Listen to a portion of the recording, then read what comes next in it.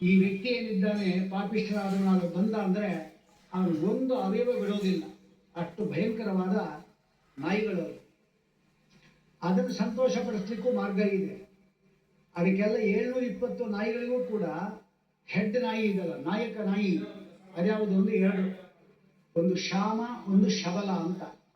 ಶ್ಯಾಮ ಅಂದರೆ ಕಪ್ಪು ನಾಯಿ, ಶಬಲ ಅಂದರೆ ಬಿಳಿ ನಾಯಿ. ಪೂರ್ಣ ಬಿಳಿ ನಾಯಿ, ಪೂರ್ಣ ಕಪ್ಪು ನಾಯಿ. ಈ ಎರಡು ನಾಯಿಗಳು ಅದಕ್ಕೆ ಹೆಡ್. ನಾವು ಪರಿಷೇಕವನ್ನು ಮಾಡಿದ್ವಿ. ಇದೆಲ್ಲ ಅಭ್ಯಾಸ ಇದ್ರೆ ಮಾಡ್ಕೊಳ್ಳಿ, ಇಲ್ಲಂದ್ರೆ ಬೇಡ.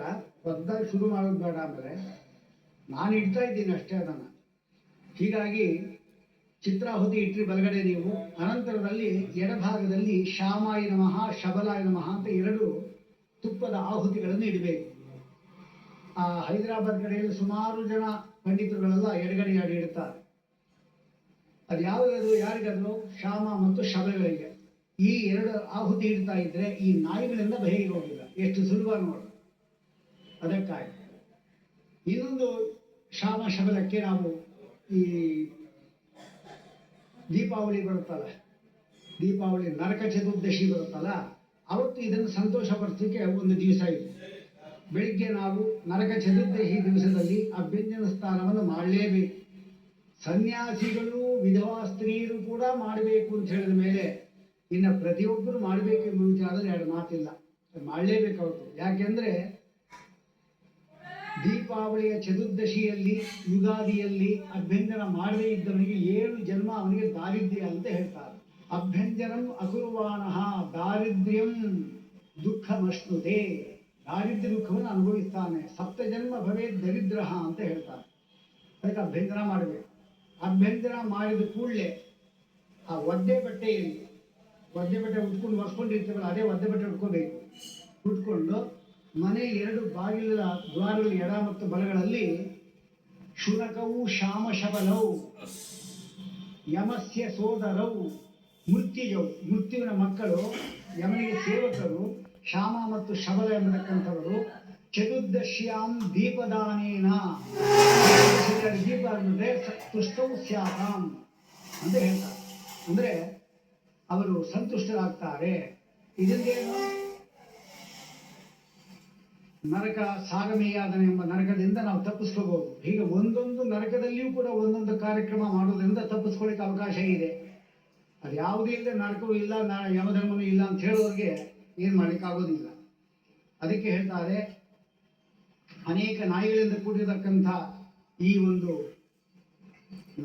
ಯಾವುದು ದಕ್ಷಿಣ ಮಾರ್ಗದಲ್ಲಿ ಘೋರವಾಗತಕ್ಕಂಥ ಹಸಿವೆ, ಬಾಯಾರಿಕೆ, ಅಲ್ಲದೆ ಶ್ರಮಗಳಿಂದ ಪೀಡಿತರಾಗಿ ಅವರು ಎಲ್ಲಿಗೆ ಹೋಗಬೇಕು ಎಂದು ಗೊತ್ತಾಗುವುದಿಲ್ಲ, ಆ ರೀತಿ ದುಃಖ ಬರ್ತಾರೆ ಎಂಬುದಾಗಿ ಈ 4 ಮಾರ್ಗಗಳು. ಯಮಧರ್ಮನ ಪಟ್ಟಣಕ್ಕೆ 4 ಮಾರ್ಗಗಳಿಂದಲೂ ಕೂಡ ಬರತಕ್ಕಂಥವರು. ಅದರಲ್ಲಿ ದಕ್ಷಿಣ ಹಗರ ಅರ್ಥ ಮಾಡ್ಕೋಬೇಕು. ಪ್ರತಿಯೊಬ್ಬರೂ ಕೂಡ ನಾವು ನರಕಕ್ಕೆ ಹೋಗಲೇಬೇಕು. ನರಕ ಅಂತ ಹೇಳಿದ ಮಾತ್ರಕ್ಕೆ ಏನು ಶಿಕ್ಷೆ ಅನುಭವಿಸಲಿಕ್ಕೆ ಅಂತ ತಿಳ್ಕೋಬೇಕಾಗಿಲ್ಲ. ನರಕಕ್ಕೆ ಹೋಗಬೇಕು, ಯಮಧರ್ಮನ ದರ್ಶನ ಮಾಡಲೇಬೇಕು. ಆಮೇಲೆ ಅವರಿಗೆ ಎಲ್ಲೆಲ್ಲಿ ಹೋಗಬೇಕು ಅಂತ ತೀರ್ಮಾನ ಆಗುತ್ತೆ. ಸ್ವರ್ಗಕ್ಕೆ ಎಲ್ಲಿ ಹೋಗಬೇಕು, ಜನಲೋಕಕ್ಕೆ ಎಲ್ಲಿ ಹೋಗಬೇಕು, ತಪೋಲೋಕಕ್ಕೆ ಯಾರು ಹೋಗಬೇಕು ಎಂಬುದೆಲ್ಲ ತೀರ್ಮಾನ ಆಗೋದು ಆಮೇಲೆ. ಅದು ಯಮಧರ್ಮನ ದರ್ಶನ ಆಗಲೇಬೇಕು. ಯಾವ ರೀತಿ ಮೋಕ್ಷಕ್ಕೆ ಹೋಗಬೇಕಾಗಿದ್ದರೆ ಶ್ವೇತ ದ್ವೀಪದಲ್ಲಿರತಕ್ಕಂಥ ವಾಸುದೇವ ರೂಪಿಯಾದ ಪರಮಾತ್ಮನ ದರ್ಶನ ಆಗಲೇಬೇಕು. ಹಾಗೆ ಯಮಧರ್ಮನ ದರ್ಶನ ಆಗಲೇಬೇಕು. ಒಬ್ಬ ವ್ಯಕ್ತಿ ಮೃತನಾದ ಅಂತ ಹೇಳಿದ್ರೆ 2 ಮುಹೂರ್ತ ಅಥವಾ 3 ಮುಹೂರ್ತ ಅಷ್ಟರಲ್ಲಿ ಯಮಧರ್ಮ ಅಂತ ಹೋಗ್ತಾನೆ. ನೋಡಿ, 99,000 ಯೋಧನ ಎಷ್ಟು ವೇಗದಲ್ಲಿ ಹೋಗಿ ಬಂದಿರಬೇಕು. ದರ್ಶನ ಮಾಡ್ಕೊಂಡು ಬರೋದ್ರೊಳಗೆ ಇಲ್ಲಿ ಶವ ಇರಬಾರ್ದು. ಅಕಸ್ಮಾತ್ ಏನಾದರೂ ಇಲ್ಲೇ ಶವ ಇತ್ತು ಅಂದರೆ ಅವನಿಗೆ ಅಭಿಮಾನ ಶರೀರದ ಮೇಲೆ ಪುನಃ ಪ್ರವೇಶ ಮಾಡಲಿಕ್ಕೆ ಇಷ್ಟಪಡ್ತಾನೆ. ಆದರೆ ಯಮದೂತರು ಅವನಿಗೆ ಕಂಠಕ್ಕೆ ಪಾಶ ಹಾಕಿರ್ತಾರೆ, ಎಳಿತಾರೆ, ತುಂಬ ದುಃಖ ಉಂಟಾಗುತ್ತೆ. ಅದಕ್ಕಾಗಿ ನಾವು ಆದಷ್ಟು ಬೇಗ ಬೆಳಿಗ್ಗೆ ಸತ್ತಿದ್ದಾರೆ ಅಂದರೆ ಸಾಯಂಕಾಲ ಸೂರ್ಯ ಮುಳುಗುವುದರ ಒಳಗೆ ಇದಕ್ಕೆಲ್ಲ ದಾನ ಸಂಸ್ಕಾರ ಮಾಡಬೇಕು. ಅವರ್ಯಾರು ಬರಬೇಕು, ಅವರು ಅಮೇರಿಕಾದಲ್ಲಿದ್ದಾರೆ, ಅವರಿಗೆ ಇದು ಟಿಕೆಟ್ ಸಿಕ್ಕಿಲ್ಲ ಅಂದರೆ ಅದೆಲ್ಲ ಕಾಯ್ಲಿಕ್ಕೆಲ್ಲ ಬರೋದಿಲ್ಲ. ಯಾಕಂದರೆ ಮಾಡಿ ಮುಗಿಸ್ಬಿಡ್ಬೇಕು. ಅದಕ್ಕೆ ತಂಗಳು ಆಗೋದು ಅಂತ ಹೇಳ್ತಾರೆ. ಅದಕ್ಕೆ ಶವ ತಂಗಳು ಮಾಡೋದು ಅಂತ. ಶವ ತಂಗಳು ಮಾಡೋದು ಅಂದರೆ ಏನು? ಸುಮಾರು ಒಂದು ದಿವಸ ಅಂದ್ರೆ 96 ಗಳಿಗೆ ಆಗೋಯ್ತು ಅಂದ್ರೆ ಅದು ತಂಗಳಾಗೋಗುತ್ತೆ. 96 ಗಳಿಗೆ ಅಂದ್ರೆ ಎಷ್ಟು? ಈಗ 60 ಗಳಿಗೆ ಅಂದ್ರೆ ಒಂದು ದಿವಸ, 96 ಅಂದ್ರೆ ಇನ್ನು ಪುನಃ ಒಂದು ಅರ್ಧ, ಅಂದ್ರೆ 1.5 ದಿವಸ ಆಗೋಯ್ತು ಅಂದ್ರೆ ಅದು ತಂಗಳಾಗೋಗುತ್ತೆ. ಅಷ್ಟರ ಒಳಗಡೆ ನಾವೆಲ್ಲ ಸಂಸ್ಕಾರವನ್ನು ಮಾಡಬೇಕು. ಈ ಸಂದರ್ಭದಲ್ಲಿ ಮೃತರಾದ ಈ ಸಂದರ್ಭದಲ್ಲಿ ಅಂದ್ರೆ ತಕ್ಷಣ ತೆಗೆದುಕೊಂಡು ಹೋಗಿ ನಾವು ಮುಂದಿನಾಗಿದ್ದರೆ ಏನಿಲ್ಲ, ತಗೊಂಡು ಹೋಗಿ ಅಗ್ನಿ ಸಂಸ್ಕಾರ ಮಾಡಿ ಬಂದ್ಬಿಡೋದು. ಮಾಡಿದ ಸುಮ್ಮನೆ ಎಲ್ಲ ಕೆಲಸಗಳನ್ನು ಶುರು ಮಾಡೋದು. ಈಗೆಲ್ಲ ಆದಷ್ಟು ಅದನ್ನ ತಂಗಳು ಮಾಡೋದನ್ನ ನಾವು ತಪ್ಪಿಸಬೇಕು ಅಂತ ಹೇಳ್ತಾರೆ. ಮುಂದೆ ಯಮಯಾತನೆ ಎಂಬುದಕ್ಕಂಥ ಒಂದು ಅಧ್ಯಾಯದಲ್ಲಿ ಯಮಮಾರ್ಗಂ ಅಧಿಕ್ರಮ್ಯ ಗತ್ವಾ ಪಾಪಿ ಯಮಾಲಯೇ ಕೀದೃಶಿಂ ಯಾತನಾಂ ಭುಂಕ್ತೆ, ಎಂಥ ದುಃಖಗಳನ್ನು ಅನುಭವಿಸ್ತಾರಪ್ಪ ಅದು ಹೇಳಿ ಅಂತ ಕೇಳ್ತಾರೆ. ಇದನ್ನು ಎಲ್ಲರೂ ಕೇಳಬೇಕು ಇದನ್ನ. ಯಾಕೆಂದ್ರೆ ನಾವು ಮಾಡಿರ್ತಕ್ಕಂಥದ್ದೆಲ್ಲ ಸರಿ ಅಂತ ತಿಳ್ಕೊಂಡವರು ಜೋರಾಗಿ ಮೆರಿತಾ ಇದ್ದಾರೆ, ಪಾಪ ನಾವು ಮಾಡಿದ್ದೇ ಸರಿ ಎಂಬುದಾಗಿ.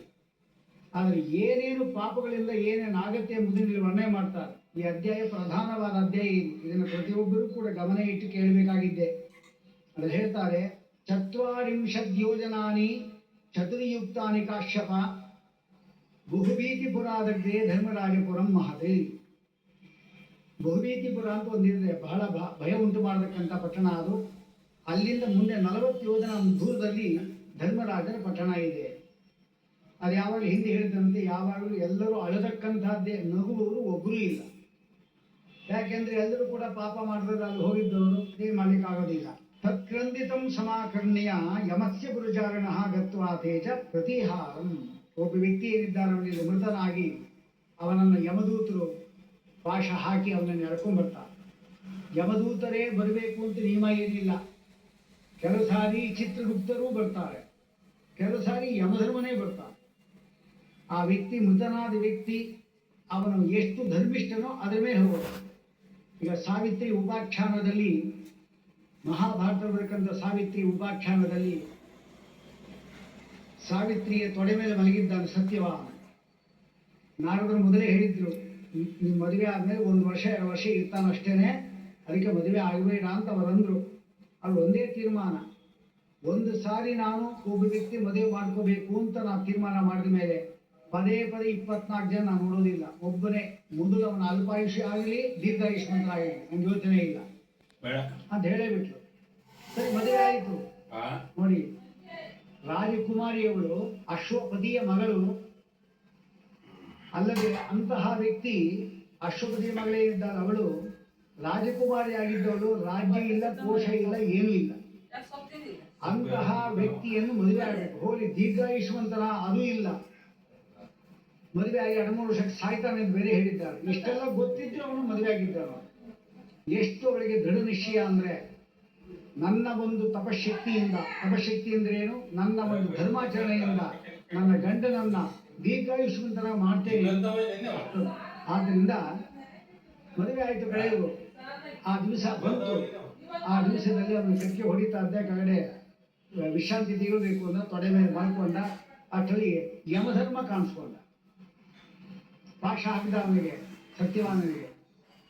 ತಕ್ಷಣ ಸಾವಿತ್ರಿ ಇದ್ದಾಳೆ, ಅವಳು ತನ್ನ ಗಂಡನ ತಲೆಯನ್ನು ಕೆಳಗಡೆ ಇಟ್ಟುಬಿಟ್ಟು, ಮಹಾನುಭಾವ ಕಾಣಿಸ್ಕೊಂಡಿದ್ದಾರಲ್ಲ ಅದಕ್ಕಾಗಿ ನಮಸ್ಕಾರ ಮಾಡಿದ. ಅವಳು ಏನು ಬಂದಿದ್ದು ಅಂತ ಕೇಳಿಲ್ಲ ಅವಳು. ಏನ ನಿನ್ನ ಗಂಡ ಅಲ್ಪಾಯುಷ್ಯವನು, ಇವತ್ತಿಗೆ ಅವನ ಆಯುಷ್ಯ ಮುಗೀತು, ಅದು ಎತ್ಕೊಂಡು ಹೋಗಿ ನಾ ಬಂದಿದ್ದೇನೆ ನನ್ನ. ನಾನು ಕೇಳಿದಂತೆ ಯಮದೂತರು ಬರ್ತಾರೆ ಅಂತ ಕೇಳಿದ್ದೆ, ನೀನು ಬಂದ ಕಾರಣವೇನು ಅಂತ ಕೇಳ್ತಾಳೆ. ಆಗ ಅವರು ಹೇಳ್ತಾರೆ, ಯಮಧರ್ಮ ಹೇಳೋರು, ನೋಡು, ಸಾಮಾನ್ಯ ಮನುಷ್ಯನಾದ್ರೆ ಯಮದೂತರೇ ಸಾಕು ಹೇಳ್ಕೊಂಡು ಹೋಗ್ಲಿಕ್ಕೆ. ಆದ್ರೆ ನಿನ್ನ ಗಂಡ ಮಹಾಧರ್ಮಿಷ್ಠ, ನೀನು ಮಹಾಪತಿವ್ರತೆ, ನಿನ್ನ ತೊಡೆ ಮೇಲೆ ಬೇರೆ ಮಲಗಿದ್ದಾನೆ, ಎತ್ಕೊಳ್ಳೋಳಿಕೆ ಚಿತ್ರಗುಪ್ತರು ಆಗಲ್ಲ, ಯಮದೂತರು ಆಗಲ್ಲ, ಅದಕ್ಕೆ ನಾನೇ ಬಂದಿದ್ದೇನೆ ಅಂತ. ಹಾಗೆ ಯಮಧರ್ಮನೂ ಬರ್ತಾನೆ ಅಂತಾಯಿತು. ಹಿಂದೆ ಒಂದು ಕಥೆ ಹೇಳಿದೆ ನಾನು, ಸುವಚ್ಛದ ಎಂಬುವರ ಕಥೆ ಹೇಳಿದೆ. ಚಿತ್ರಗುಪ್ತ ಬಂದಿದ್ರು, ಸಾಮಾನ್ಯವಾಗಿ ಯಮದೂತರು ಬರ್ತಾನೆ ಇರ್ತಾನೆ. ಈ ಸಂದರ್ಭದಲ್ಲಿ ನಾವು ಇದು ನಂದಿ ಪುರಾಣ ಅಂತ ಒಂದಿದೆ. ನಂದಿ ಪುರಾಣ ಅದು ಉಪಪುರಾಣ. ಅಂದ್ರೆ ಉಪಪುರಾಣ ಅಂದ್ರೆ 18 ಪುರಾಣಗಳು, ಅದಕ್ಕೆ ಉಪಪುರಾಣ, ಅದಕ್ಕೆ ಉಪಪುರಾಣ. ಅದನ್ನ ಔಪಪುರಾಣ ಅಂತ ಹೇಳ್ತಾರೆ. ನಂದಿ ಪ್ರೋಕ್ತ, ವಾಯು ಪ್ರೋಕ್ತ, ಹೀಗೆಲ್ಲ ಇದೆ.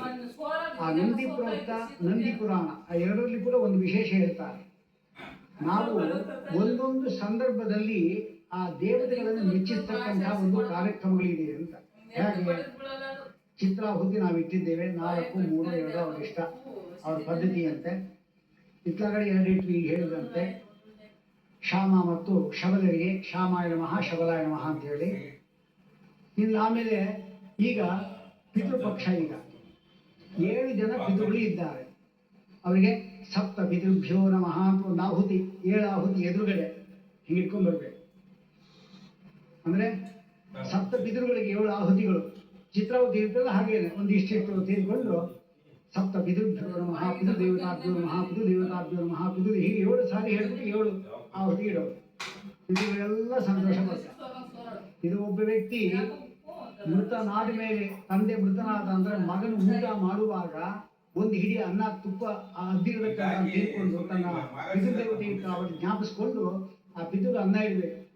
ಇದು ಕೂಡ ಅವನಿಗೆ ಉಪಕಾರ ಮಾಡಿಕೊಂಡು ನೋಡಿ. ಯಾಕೆಂದ್ರೆ ದೇವತೆಗಳಿಗೆ ತಲುಪುವ ಮಾರ್ಗ ಇದೆಲ್ಲ, ಅದು ಸುಮಾರು 6 ಇದೆ. ಸೂರ್ಯ, ಚಂದ್ರ, ನೀರು, ಅಗ್ನಿ, ಬ್ರಾಹ್ಮಣ, ಗೋವು, 6 ಕೊಟ್ಟರೆ ಹೋಗಿ ಸೇರುತ್ತೆ.